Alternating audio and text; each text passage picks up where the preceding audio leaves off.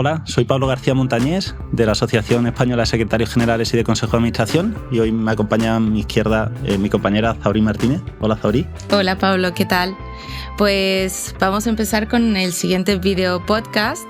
Tenemos como invitado a Javier Zapata, secretario general de Emisores Españoles. Correcto. Es una persona que yo le tengo muchísimo cariño, que nos conocemos desde hace muchos años. Es un hombre del Renacimiento que ha hecho un montón de cosas en su vida y de las que queremos conversar hoy.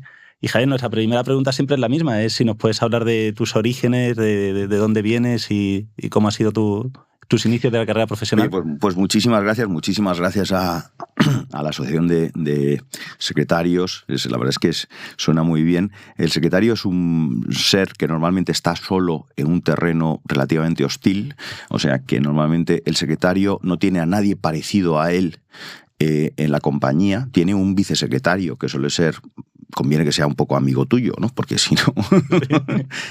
Pero vamos, que no prefiera, en fin, matarte ni nada. Pero en realidad estás solo. De hecho, es un poco una cosa que ves también en Emisores Españoles, donde la gente que va por Emisores Españoles, que representa a las distintas compañías, pues tiene el objetivo o la idea de que necesita hablar con alguien que sea como él. Entonces, lo primero. Yo agradezco muchísimo a Pablo la invitación, somos amigos hace mucho y tengo gran admiración, o sea que yo creo que exagera. Eso del hombre del Renacimiento se suele decir cuando no sabes muy bien de qué rayos se dedica, ¿no? Dice, este es un hombre del Renacimiento. En tu caso lo sabemos bien, pero después te vamos a preguntar por las artes escénicas que en tu caso se conjugan. Sí. Pero bueno, entonces yo estudié Derecho. Yo estudié Derecho en la UNED porque mi padre conoció al director de un centro asociado de la UNED y le pareció que era un sitio serio donde la gente estudiaba y no se dedicaba a ir de copas y tal. Bueno, y la verdad es que yo duraban 5 años, estudiábamos muchísimo, yo estudié mucho. No tenía ni idea que me gustaba el Derecho. O sea, quiero decir, no me gustaba casi nada, pero el Derecho no tiene mala pinta. Yo no tengo familia jurídica, no tengo ningún magistrado famoso. Creo que había un magistrado del Supremo que fue de mi familia hace años y que toda la familia le afeaba porque tenía cierta tendencia al teatro y sobre todo a algunas actrices. Perdón, no sé si esto... Pero bueno... Podemos cortar lo que quieras, ¿eh? Pero debe ser muy antiguo, debe ser la época, ¿no?, de los magistrados, de aquellos. Entonces, bueno, lo cierto es que, en cualquier caso, yo no tenía tradición jurídica, me encantó el Derecho. El primero de carrera, pues descubrí que me gustaba. A mí me gustaba. ¿No tenías clase? ¿No era presencial? Bueno, sí, porque iba al centro asociado de la UNED. Entonces, tenía unas clases, adelanté un año, eran 5 años, lo hice en 4 porque quería hacer oposiciones. Y la verdad es que empecé y me encantó. ¿Dónde lo hiciste? ¿Tú eres madrileño? Bueno, yo nací en Cádiz, con 8 años me vine aquí, me quitaron el acento porque me enseñaron a escribir, y claro, yo escribía como hablaba, entonces, claro. Y yo tengo familia madrileña, vasca y andaluza, es una mezcla. Tengo mucha familia vasca también, entonces soy del Athletic de Bilbao. La verdad es que mi abuelo me dijo cuando yo tenía 7 años que me iba a regalar por la comunión o iba a regalar un equipo de fútbol y entonces pues, el uniforme, tal. Este es blanco, este es muy bueno, pero es solo blanco, claro, es verdad. Me enseñó algún otro y tal. Este es rojo y blanco. Este es muy bonito. Y entonces, claro, yo tenía dudas entre el pantalón azul, que casi me tiraba más, que el negro. Y me dijo, no, el negro es mucho más elegante. Total, que yo con 7 años me hice Athletic Bilbao por los colores, básicamente. Bueno, luego ya en aquella época uno podía ser del Athletic Bilbao con gran orgullo. Luego ya empezaron a darnos caña después. Y luego, bueno, pues hemos vuelto a tener cierta vida. Pero bueno, hubo un momento que ya en Madrid, si ganabas al Madrid te odiaban tus amigos, si perdías con el Madrid te despreciaban. Con lo cual empecé a dedicarme intensamente a la música, que es básicamente. Estudié Derecho, hice oposiciones a abogado del Estado, pero antes, en fin, al cabo de algún año, pues me llamaron de KPMG, me fui a KPMG y enseguida me llamaron de la Bolsa de Madrid, Jaime Aguilar. Jaime era un buen jefe. La verdad es que yo creo que siempre que alguien, y ahora con mis hijos, y en fin, siempre que empiezan, están todos en la fase de que van a empezar a trabajar.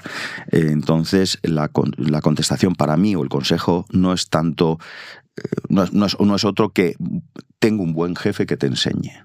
Entonces, aunque sea un pelma, luego habrá un tiempo, cuando años después, que no somos japoneses, nos tendremos que ir, pues no nos casamos con la empresa, a lo mejor sí, pero no es necesariamente la ley de todos. Cambias, pero desde luego es muy bueno elegir bien desde el principio, estar en un buen sitio y empezar a tener un poquito de marca personal y empezar a saber lo que quieres saber, ¿no? Y Javier, ¿tenías alguna duda del tipo de derecho al que te querías dedicar o fue como casual? Bueno, no tenía ninguna duda porque no tenía ningún conocimiento. Okay. Entonces, claro,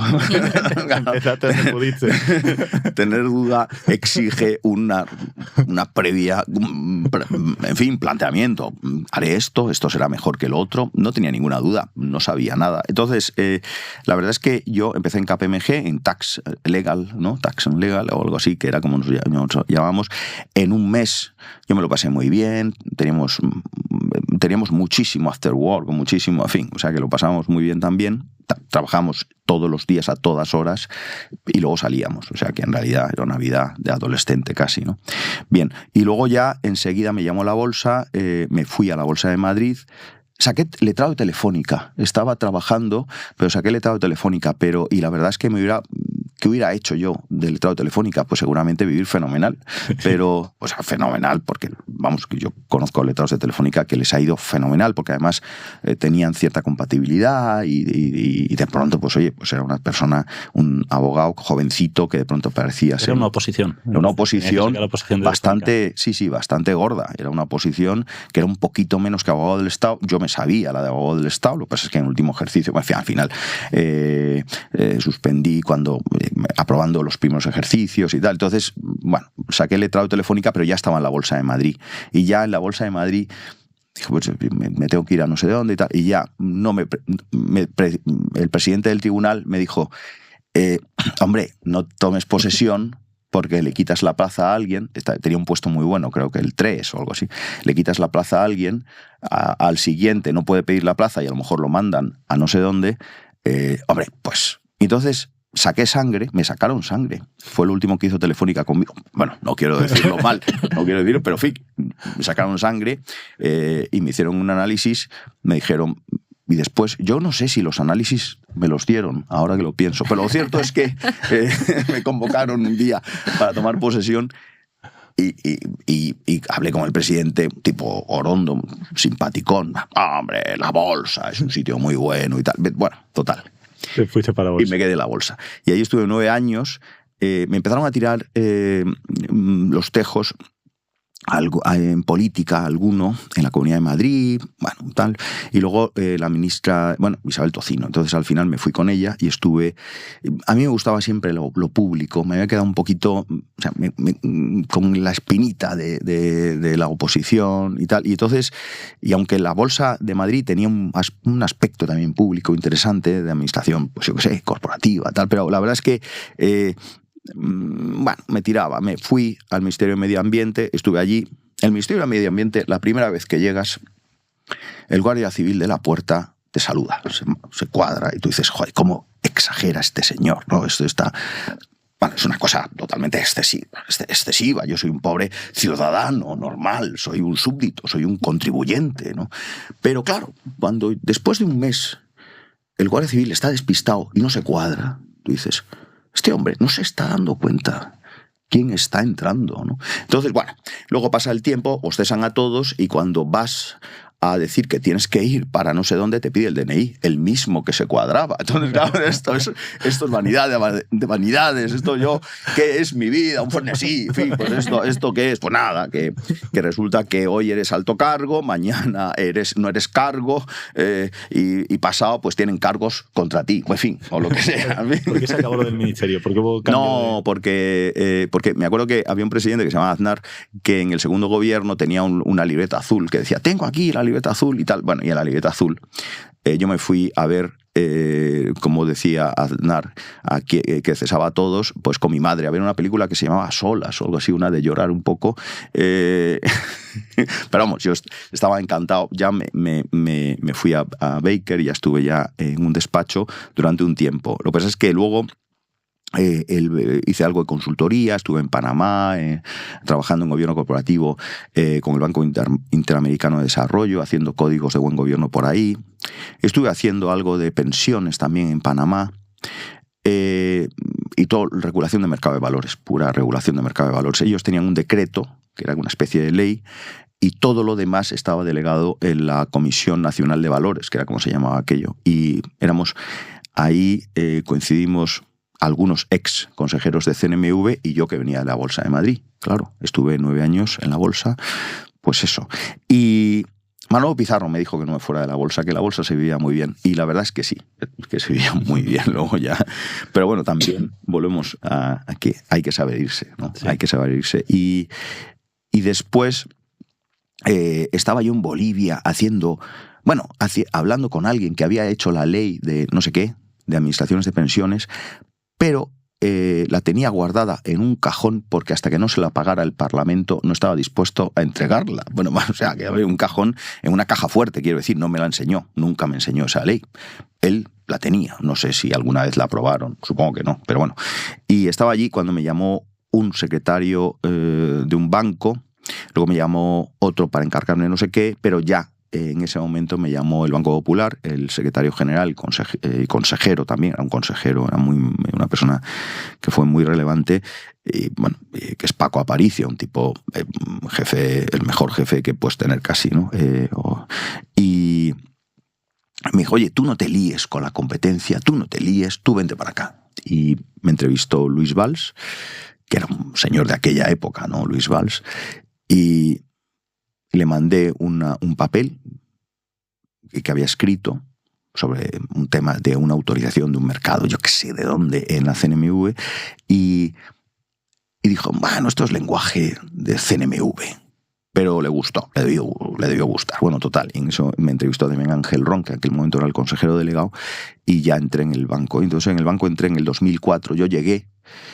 Y además fue un poco raro, porque claro, nosotros en aquella época, bueno, pues teníamos una sensación, no sé si esto es un poco político, pero en fin, teníamos una sensación muy buena por el mundo, ¿no? Oye, España, ¿no? Es un sitio estupendo y tal. Y yo aterricé con los atentados de Atocha, ¿no? Yo aterricé y de pronto me pasaron dos cosas. La primera es que yo había quedado con el director general de Recursos Humanos del banco, toda mi familia se fue de casa, apagaron todos los teléfonos y yo... Y sonó, apagaron todos los móviles. No hay que hacer. Papá viene de un viaje muy largo, no hay que hacer ruido. No escuché la alarma y me llamó por teléfono el director general de Recursos Humanos diciendo, oye, Javier, que hace 10 minutos te estoy esperando. Fue una forma original de empezar a trabajar. Eso fue lo que dijo Luis Valls. Pero en fin, no me dijeron, este es un imbécil. Podían haberlo dicho. Y lo siguiente fue que yo de pronto me levanté con una declaración del gobierno vasco y tal, bueno, que sobre esto yo no sabía, no entendí nada. Lo primero que hice fue ese ¿Fue el día. mismo día de los atentados cuando tú empezaste a trabajar? No, yo llegaba ese día. Ese día. O sea, llegué, estaba tal, no entendía nada y digo, esto, ¿a dónde he venido? ¿No? Y de pronto esto... O sea, que casi lo primero que hice nada más llegar fue ir a la manifestación correspondiente. Bueno, entonces ya en el Banco Popular estuve y pensé que iba a vivir toda mi vida en el Banco Popular, de pronto eres vicesecretario, había sido vicesecretario en la Bolsa de Madrid, vicesecretario, yo ya siempre he sido vicesecretario, que es uno que trabaja bastante, o mucho, incluso muchísimo a veces, ¿no? Cuando vivía a la Bolsa, dice Manolo Pizarro, que en los sitios cuando te vas dejas amigos y actas. Y yo siempre digo, hombre, yo amigos tengo y actas, joder, escrito mogollón. Todas las admisiones a negociación, las salidas, todas las salidas a bolsa, las instrucciones, tal, y las circulares de la Bolsa de Madrid y un montón de cosas, en fin, que escribíamos. Había comisión permanente todas las semanas, tal. Bueno. El trabajo en el Popular muy distinto al que hacías en Bolsa. Bueno, era distinto. Ahí estabas muy metido en el negocio. Sí. Recuerdo de verte, por ejemplo, en la integración de Banco Pastor, que... bueno. ¿Recuerdas? En aquella época yo trabajaba en Deloitte y nos contratasteis. Es verdad. Recuerdo que estabas muy metido en el día a día. Bueno, el Pastor fue la OPA que tuvimos que hacer y toda la integración y todo el proceso. Fue un proceso muy interesante. Hicimos la fusión de todos los bancos filiales. El de Andalucía nos costó más, porque era el 8º banco de España y estaba demasiado bien. Nos gustaba mucho, porque los otros eran un poquito menos, tenían menos free float y todos estaban cotizados. Y incluso tuvimos que hacer cuando se muere Luis Valls, tenemos que hacer un núcleo duro y fusionamos unos cuantos accionistas, terminamos fusionando para hacer un núcleo duro que es UEI, Unión Europea de Inversiones y tal. Y hacemos una serie de cosas, sindicatura, en fin, allí había que hacer un encaje de bolillos porque la regulación de gobierno corporativo y las recomendaciones eran muy distintas no porque fueran malas, sino porque eran otra cosa, ¿no? El gobierno corporativo de Luis Valls era de los años 60, 70, 80, que funcionaba muy bien y había una especie de pacto de caballeros, ¿no? Los pactos de caballeros exigen dos cosas. 2 o 3 caballeros, bueno, caballeros o señoras, en fin, caballeros, y luego que haya pacto. El pacto puede haber, pero conviene que haya de todo. Bueno, de total, no digo nada porque aquello no se rompió por ahí. Desde luego sindicatura fue lo que apoyaba siempre. Y lo que pasa es que, pues hubo algunos momentos en los que a lo mejor pues no todas las cosas son acertadas y claro, la visión retrospectiva luego te das cuentas. Hay problemas de información, problemas de gobierno corporativo. Aprendes mucho, pero algunas veces te hubiera gustado aprender con otro resultado, ¿no? Pues yo pensaba que me jubilaría en el Banco Popular. La época final es muy dolorosa y luego cuando ya hay una presunción de que tú eres el malo de la clase, pues eso, cuando hicimos la OPA del Pastor, el abogado que teníamos enfrente ahora es Óscar, que era el secretario del Pastor, Óscar García Maceiras, que ahora tiene un carrerón en Inditex, un tipo brillantísimo con él. Y entonces al final nos quedamos los dos, nos repartimos, él vino al banco de su director general como yo, nos repartimos las cosas que hacíamos, yo me quedé con todo lo que era cumplimiento normativo, atención a clientes, relación con las administraciones. Yo era el que representaba al banco ante la CNMV y firmaba los hechos relevantes, pero eso no es malo, en fin. Y hubo que explicárselo luego al juez de instrucción, ¿no? Pero en fin, y nos repartimos, luego él se fue, pero yo me había quedado en una especie de, relaciones con las administraciones, todos los temas de embargos, tal y cual, partes, algunas no tan vistosas. En ese momento era el secretario de la Comisión de Auditoría, informaba a la Comisión de Auditoría que teníamos auditoría y cumplimiento, digamos, y control, ¿no? Y allí, y entonces esa es la última época hasta que llega el Santander a nuestra vida. Se produce la integración y en ese momento, yo creo que nos queríamos. Yo estaba en el comité legal de la AEB, tenía relación constante con todo el Santander, claro, por supuesto, con quien nos entendíamos muy bien, de siempre, ¿no? Y claro, y entonces al final nos entendíamos tan bien. También pasó una cosa, ¿no? Venía un despacho de abogados muy conocido con quien había trabajado yo, mi antiguo despacho, y entonces los socios del despacho siempre me decían: oye, ¿cómo nos gusta este despacho que tienes? ¿Cómo nos gusta este edificio? Estaba en la 7ª planta del Beatriz. Y yo decía: oye, pues sí, tenemos un despacho fenomenal, estamos fenomenal en el edificio Beatriz. Claro, un buen día nos echaron y vinieron ellos, que dije: hombre, esto es como si vienes a mi casa, oye, ¿cómo me gusta tu casa? No, me voy a quedar aquí, tal, me gusta tu familia.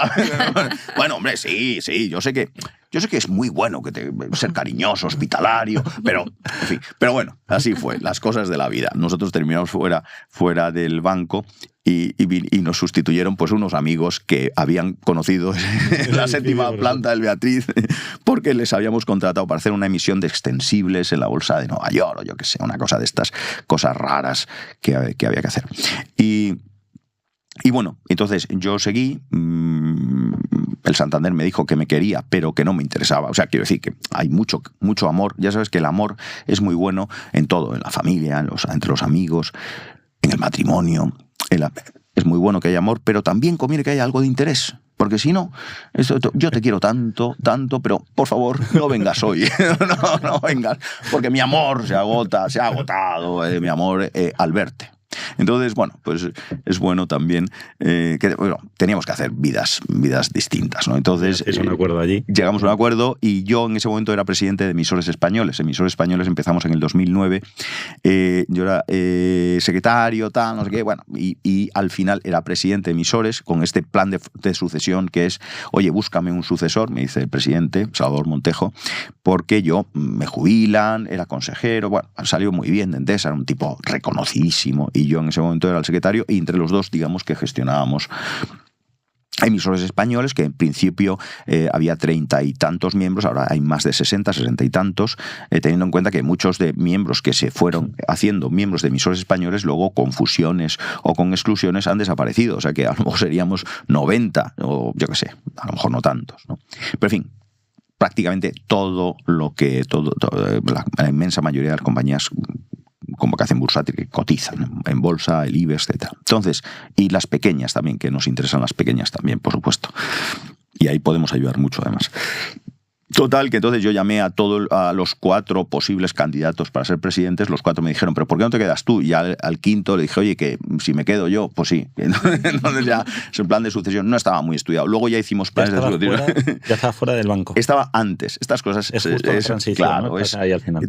Cuando tienes una situación tan importante como la crisis final del Banco Popular, que es muy dolorosa y que estás en muchos procesos de mí dependía cumplimiento normativo, yo tenía y hay épocas muy hay operaciones y hay situaciones y hay cosas que son incómodas y tal, y además pues hay un poco esa mentalidad que algunos tienen de sálvese quien pueda, no digo a nivel de general, la falta de control de la información que se da y algunas cosas, y poco a poco la pérdida de confianza, y al final el problema es como qué bello es vivir, la película, pero yo a ti te dejé cuando tú me debías dinero, yo no te lo pedí, y a ti y tal, bueno, que no, pues al final dices, sí, pero oye, yo no me fío de ti ya. Entonces el día que yo no me fío, cuando los bancos, independientemente de todo, tienen también una buena parte que son bastante sustituibles. O sea, no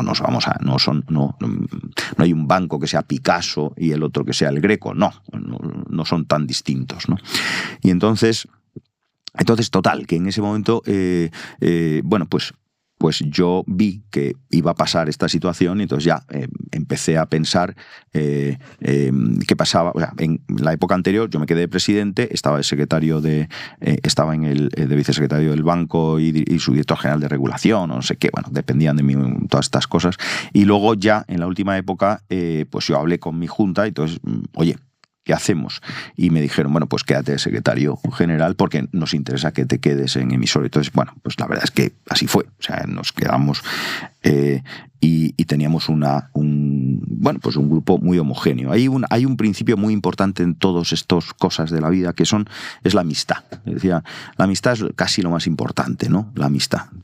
Y yo tengo la suerte, tenía una muy amiga mía, Carlota Vera, que trabajaba conmigo, luego se murió la pobre en el COVID con 40 y pocos años, por una cosa que siempre lo cuento. Bueno, pues ella decía siempre que a ti lo que te salvan son tus amigos, ¿no? Y a mí lo que me salvan son mis amigos. Yo tengo muy buenos amigos, Nacho Olivares, Gloria Hernández, amigos, yo sé, aunque algunos no te abrazan en sitios, como siempre hablas tú y dices alguna idiotez y entonces la gente se acuerda, pues entonces muchas veces no sabes, a lo mejor hay gente que no conoces exactamente a todo el mundo, pero sí que tengo muy buenos amigos. Y tener muy buenos amigos en Emisores, un ambiente grato, en el que todo el mundo puede hablar, donde el que sabe hacer algo lo hace, o lo dice, oye, yo esto sí sé, o esto me preocupa, o tenemos un requerimiento y que yo quiero, oye, ¿qué hacemos con esto? Y esta especie de la posibilidad de hablar sin que nada quiera ser, o sea, esto no es como decía un socio muy, muy famoso, Pedro Pérez Llorca, una vez en una reunión, dice, reunión de abogados, concurso de listos, ¿no? Bueno, pues a ver quién es más. ¿Cómo estáis organizados en Emisores? En Emisores estamos organizados, tenemos una junta directiva en la que hay 13 miembros. El nuevo presidente bueno, porque claro, yo me quedé secretario general, vino Rafa Piqueras, presidente buenísimo, que era el secretario general, de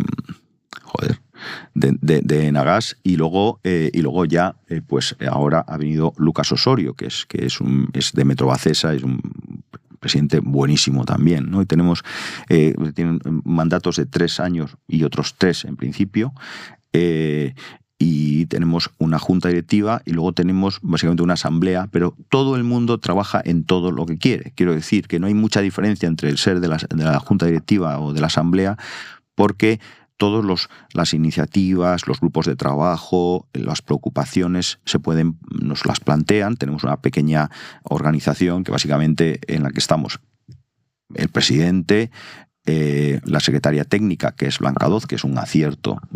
Yo siempre acierto, mira, en eso sí, casi siempre acierto en quién ficho. Yo en un minuto sé cómo va a funcionar, y eso siempre me ha salido.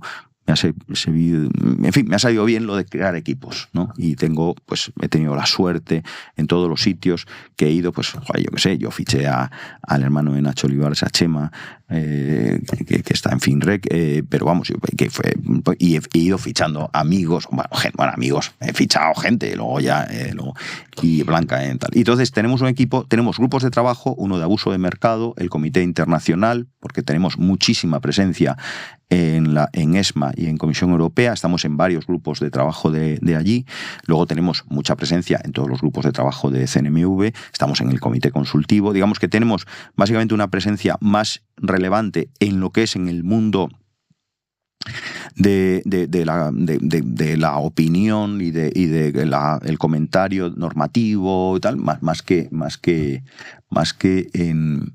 Luego hacemos muchísimas jornadas, ¿no? Hacemos muchísimas jornadas y todo el mundo se cree que somos una organización de... Pues yo qué sé, de bodas y banquetes, no, bautizos, no, de verdad que no, nosotros no. Lo que pasa es que una vez cada 2 semanas tenemos algo. Entonces hemos tenido algo en la Bolsa de Madrid hace nada, que hemos hablado de involucración de accionistas y de ciberseguridad. Yo he moderado la mesa de ciberseguridad con esa tranquilidad que tiene el que tiene gente que sabe muchísimo. Hay una mesa en la que todos saben muchísimo y se trata de dar un poquito de juego y no molestar, ¿no? Entonces, bien. Javier, a mí me gustaría preguntarte, de emisores españoles, para los que nos están viendo y escuchando, ¿cómo resumirías cuál es el rol de emisores españoles en el ecosistema de gobierno corporativo? Y luego también me gustaría preguntarte, ¿cuáles son los 3 principales logros que habéis tenido recientemente y cómo habéis logrado, porque se constituyó en el 2009, si no entendí mal, o sea, son 16 años, ¿no? Entonces, mantener una organización tanto tiempo no es fácil, y que todos sean muy activos tampoco es sencillo. Pues varias cosas. La primera preocupación que teníamos era el tema de la identificación de los accionistas, y ese tema se arregló bastante. Sigue siendo un problema el accionista transfronterizo que está al final de la cadena de custodia. Pero estamos trabajando. El hecho de que nos reconocieran como interlocutor permanente en todas las cosas, incluso en demasiadas cosas a veces, ¿no? Pero en el comité consultivo, en los grupos de trabajo, en algunos de Banco de España, la MISECO, en todos los temas de liquidación, compensación y registro de valores, que son temas hipertécnicos, pero también todos los grupos de trabajo relativos a gobierno corporativo, en la regulación, ya digo, cuando hay una regulación por supuesto, las leyes, todas las leyes sobre sociedades de capital, igualdad, sostenibilidad, la directiva de due diligence, la directiva de información de sostenibilidad. Hemos participado en la medida que hemos podido, y tenemos una buena relación con la comisaria, con el grupo de la comisaria que está regulando el paquete Omnibus. Tenemos presencia en todos estos sitios. Entonces, nosotros somos muy útiles, creo yo, para todos nuestros miembros, porque hay una postura y hay una decisión y hay que predicar y hay que decir y hay que aclarar y hay que estar en contacto con el supervisor y el regulador, el legislador, muy habitual, con el ministerio, con Tesoro, con otros ministerios. La verdad es que una vez tuvimos un tema con el Ministerio de Justicia y el Ministerio de Justicia no sabía quiénes éramos, le escribimos, no sabían, tal, no sé qué. Entonces luego al final el ministro descubrió hace muchos años que conseguimos parar una instrucción de la Dirección General de Registros, y entonces descubrieron que quiénes eran estos, ¿no? Claro. Bueno, Entonces, quiero decir que nosotros... Y luego es mucho mejor, una vez que formas opinión, llegar a hablar, a negociar con el supervisor, a negociar en el sentido de que, oye, ¿cómo podemos hacer mejor? Nosotros creemos en el gobierno corporativo profundamente. O sea, el gobierno corporativo no es un paripé, no es un postureo, no es una cosa que está muy bien, ni siquiera es como la vida sana, sí, bueno, pero conviene que porque el buen gobierno es muy bueno, el mal gobierno te quiebra una empresa. El mal gobierno al final es tan malo que te mata. Entonces, ya primero, para no caer nunca en el mal gobierno, el buen gobierno es bueno y hablar y negociar. Y ahora, por ejemplo, que siempre cada poco tiempo hay una revisión del código, habrá una revisión del código de buen gobierno, las leyes nuevas, la reforma en algunos aspectos concretos de la ley de sociedades de capital, que hay que retocar en algunos aspectos concretos, pues todas estas cosas son cosas que nosotros, en la medida que podemos, a veces incluso sugerimos, oye, esto podríamos pensarlo, ¿no? Tema de las juntas telemáticas. Bueno, hay un montón de temas en las que nosotros tenemos opinión o hemos ayudado. Cuando en el COVID teníamos más una o dos reuniones con los organismos correspondientes, telemáticas, todas las semanas. O sea que nos pasamos, nosotros, que además llamabas al director general de no sé qué y estaba en su casa con el teléfono. No estaba en una reunión en Bruselas, no, estaba en su casa. Hemos hecho, entonces, es muy útil, es un foro de opinión muy importante. Creo yo que además tenemos, pues yo qué sé, una serie de puertos seguros, que es mucho mejor que negociemos. Pues estamos hablando ahora del reglamento interno de conducta, que tenemos un modelo, ¿no? Pues el modelo, pues es muy cómodo tener tu modelo de reglamento interno de conducta, que es el de emisores, que la CNMV no lo autoriza en el sentido técnico, pero que no lo ve mal, y luego tú puedes ser un poquito más exigente. Nosotros no vamos a imponer el estándar más exigente de todos, porque nosotros necesitamos, el que quiera mejorarlo, por supuesto, lo puede mejorar, pero en temas que son complejos nosotros damos una solución que consideramos como asociación que es adecuada y que es correcta desde el punto de vista técnico-jurídico. Por lo tanto, ayudamos también ahí. O sea que el gobierno corporativo nos importa mucho y además, bueno, o sea que, y por supuesto yo creo que ayudamos. El que no está en emisores españoles, pues está perdiendo una gran oportunidad. Y luego encima es que las cuotas son cortas. O sea, quiero decir que es un ámbito muy, muy cómodo. Y luego yo ya, en el ámbito, en lo que me queda, básicamente que me dedico a cantar y a escribir, bueno, pues... Eso le vamos a preguntar, ¿no? Que voy a dar un concierto esta noche en el Rey Luis en Majadahonda con mi banda. Canciones mías, pero yo hago alguna versión, pero en fin. Y también estoy en True Governance, que es una pequeña consultora que hemos hecho planes de sucesión, evaluaciones de consejos y cosas de estas.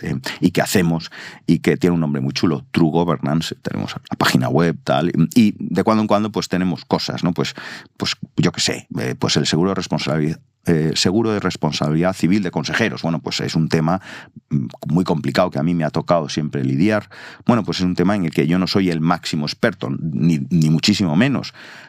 Para eso están los superexpertos, que normalmente son temas no tan jurídicos, aunque sean bastante jurídicos también, por supuesto, pero son temas en los que el consejero no se atreve a preguntar, porque si pregunta reconoce que lo mismo se equivoca y van a tener que hacer uso del seguro. Entonces, no, hombre, esto es como el que, no sé, como el que tiene un seguro de, yo qué sé, de decesos. Hombre, no, sí, yo no me voy a morir ahora, hombre, por favor, no, pues lo mismo. Pero sin embargo son temas muy importantes, muy relevantes, que cuando de pronto se da la situación, me cayó su negociación en la Bolsa de Madrid en el año 90 y ya nunca me ha abandonado. Y en temas de evaluación y tal y cual, por supuesto, hacen. Y sobre todo es un tema muy relevante hoy en día, en donde todo está cambiando, hay muchísima regulación, sí, ¿no? Para mí sería lo primero que hay que preguntar. Pones el cinturón de seguridad. Bueno, primero te pones el cinturón, ¿no? Y luego ya, por si acaso, no va a pasar nada. Hombre, claro que no va a pasar nada.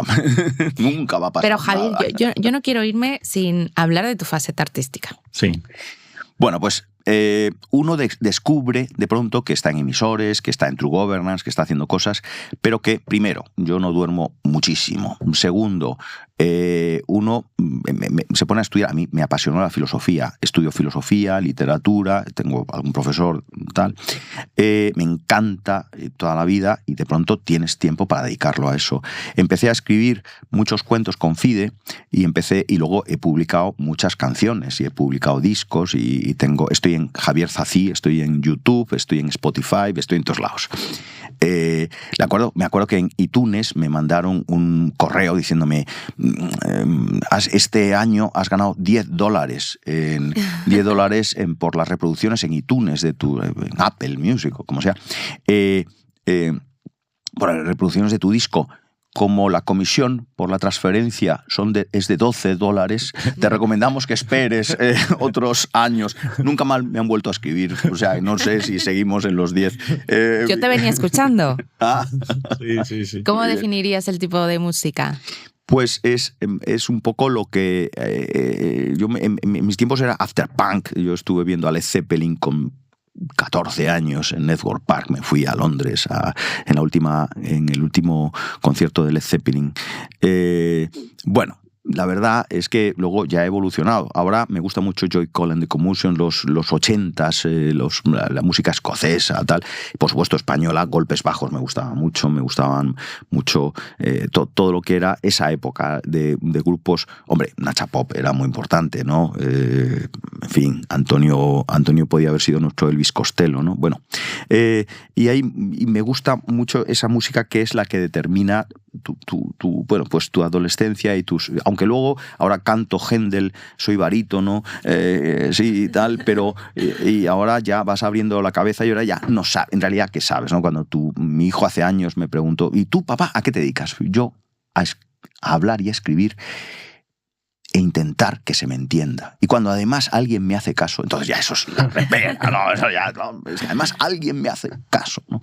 Pero estamos en un momento de regulación líquida en la que cambias las cosas antes de que entren en vigor. Vamos a cambiar esta ley, pero si no ha entrado en vigor. Bueno, pues eso es, ¿no? Entonces estamos en ese mundo de locos. A mí me apasiona cantar. Yo cantaba en el colegio, yo cantaba en la cuna, en fin, yo he hecho canciones desde los 11 años. Hay una época muy importante en la que te olvidas, te llevas la guitarra acústica un día a una fiesta familiar y cuando haces así dices: se me han olvidado todas las canciones. Eso me pasó, yo que sé, hace 25 años. Dije, bueno, o 20, ¿no? Dije, bueno, esto no puede ser, ¿no? Entonces me lo tomé un poquito más en serio. He grabado, pues eso, El lado bueno de tu vida, que es una canción que está en YouTube y que la verdad es que si el mundo fuera justo. Pero claro, el mundo justo. Bueno, pues la recomendamos. Javier, que debemos ir concluyendo. Te vamos a hacer nuestra última pregunta. Siempre acabamos con la misma. No sé si Patricia quieres. ¿A quién nos recomendarías invitar para el siguiente video podcast? Pues bueno, pues hay bastantes, pero bueno, ya alguno que ha salido, pues Nacho Olivares, que está en Bolsa de Madrid y que el pobre está trabajando tanto siempre que si le obligáis a venir, pues le hacéis un favor y además me pondrá bien. Principio de que los amigos se ponen bien entre ellos, no cadena de... Correcto. Apuntado. Pues te damos las gracias por habernos acompañado. Muchísimas gracias a vosotros y bueno, yo os espero en algún concierto, ¿no? Sí, claro, por supuesto. Bueno, y por cierto, no he hablado de Un amor en la calle del Pez y esto me ha recordado toda esta zona, porque yo... Novela. La novela, ¿verdad? Mi novela, Un amor en la calle del Pez, estoy en la segunda ya, estoy terminando de acabarla, en fin, bueno, terminando de empezar a terminarla. Pues nos despedimos recomendando tu novela. Muchísimas gracias. Gracias. Muchas gracias. Y gracias a todos los que nos habéis acompañado. Muchas gracias.